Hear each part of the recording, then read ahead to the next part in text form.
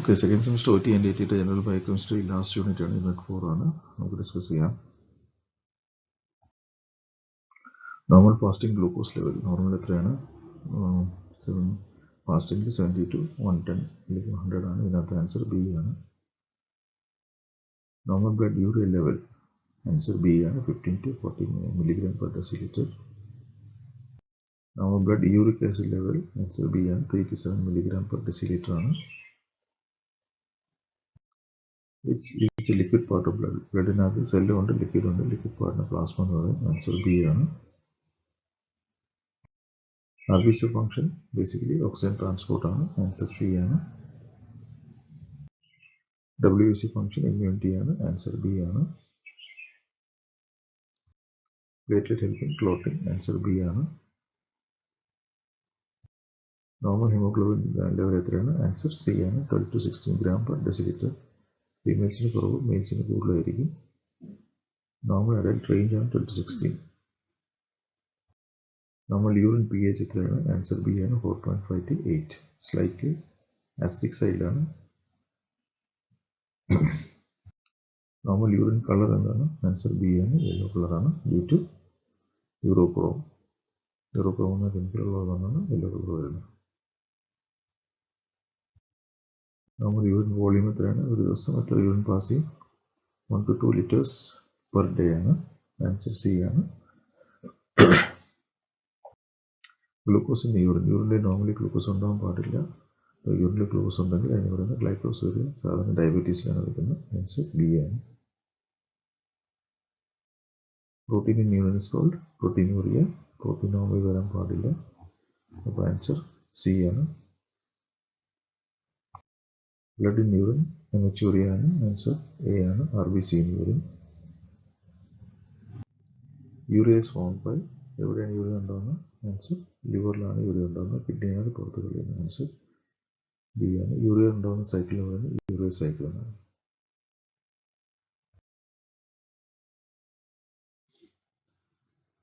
Urea is excreted by, urea excrete ആവുന്നത് കിഡ്നിയിലാണ് excrete ആവുന്നത്. ആൻസർ ബി ആണ്. Uric acid is a product of, uric ആസിഡിൻ്റെ ഏത് റിയാക്ഷൻ്റെ ലാസ്റ്റിലാണ് യൂറിക് ആസിഡ് ഉണ്ടാകുന്നത്?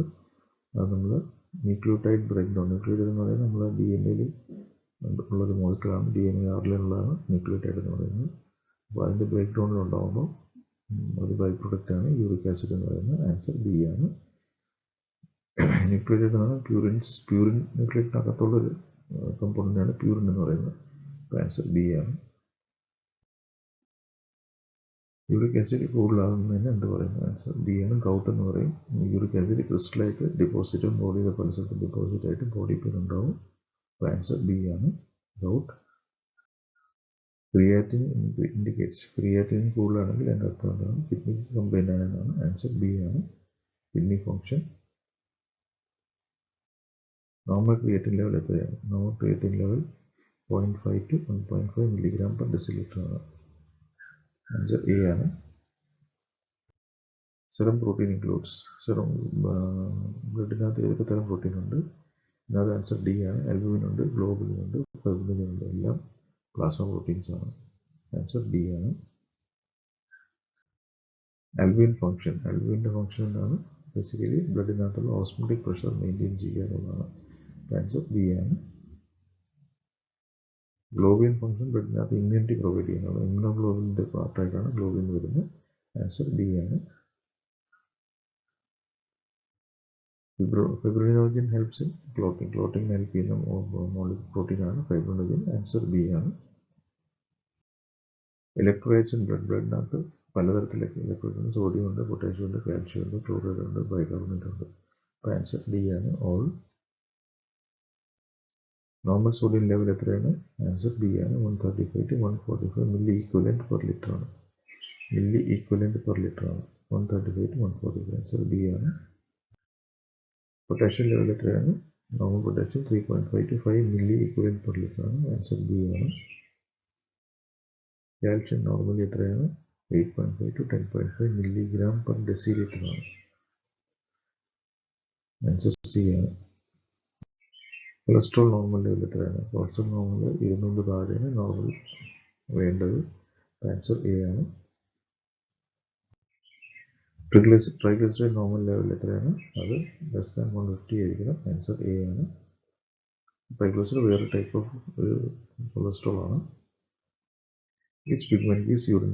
യൂറിനകത്ത് ഏത് പിഗ്മെന്റ് ആണ് വരുന്നത്? അതിനാൽ യൂറോക്രോം എന്ന പിഗ്മെന്റ് വരുന്നത് യൂറിന് യെല്ലോ കളർ വരുന്നു. ആൻസർ ബി ആണ്. Normal urine specific gravity. യൂറിൻ്റെ സ്പെസിഫിക് ഗ്രാവിറ്റി നോർമൽ എത്രയാണ്?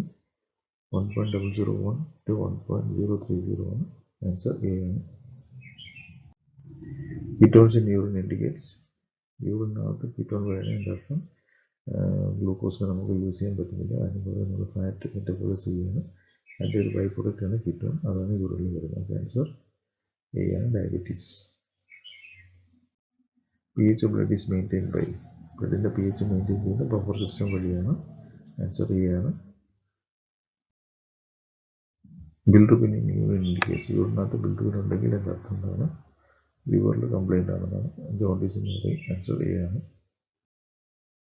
Normal R B C count. Normal R B C count 4 to 6 million ആണ്. ആൻസർ സി ആണ്. Normal W B C count 4000 to 11,000 ആണ്. Answer B ആണ്. E S R indicates. E S R എപ്പോഴാണ് കൂടുന്നത്? Infection, inflammation, cancer എല്ലാത്തിനും കൂടും. Answer D ആണ്. E S R specific ആയിട്ടുള്ള മാർക്കറല്ല, നോൺ സ്പെസിഫിക് മാർക്കറാണ്. പക്ഷേ ഈ പലതിലും കൂടുന്നുണ്ട്, അത് സ്പെസിഫിക് അല്ല.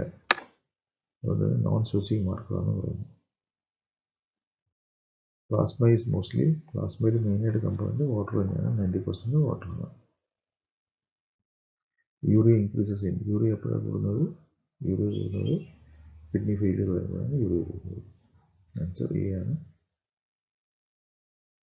Creatinine increase in a kidney disease ആണ്. യൂറിയ ക്രിയാറ്റിൻ രണ്ട് കിഡ്നി പ്രോബ്ലത്തിൽ കൂടും. ഗ്ലൈക്കോസൂറിയ. യൂറിനിൽ ഗ്ലൂക്കോസ് വരുമ്പോഴാണ് ഗ്ലൈക്കോസൂറിയ എന്ന് പറയുന്നത്. അപ്പം ബ്ലഡിൽ സാധാരണ 180 മുകളിൽ പോകുമ്പോഴാണ് അത് യൂറിനിലേക്ക് വരുന്നത്. അപ്പോൾ 180 ആണ് ബ്ലഡിൻ്റെ ത്രെഷോൾഡ് എന്ന് പറയുന്നത്. ആൻസർ ബി ആണ്, 180. Normal urine protein. നോർമലി യൂറിനിൽ പ്രോട്ടീൻ വരാൻ പാടില്ല. അപ്പോൾ ആൻസർ സി ആണ്, ട്രേസ് അല്ലെങ്കിൽ ആബ്സെൻറ്റ്. നോർമൽ യൂറിൻ ഗ്ലൂക്കോസ് അത് വരാൻ പാടില്ല. അപ്പോൾ ആൻസർ ബി ആണ്, ആബ്സെൻറ്റ്.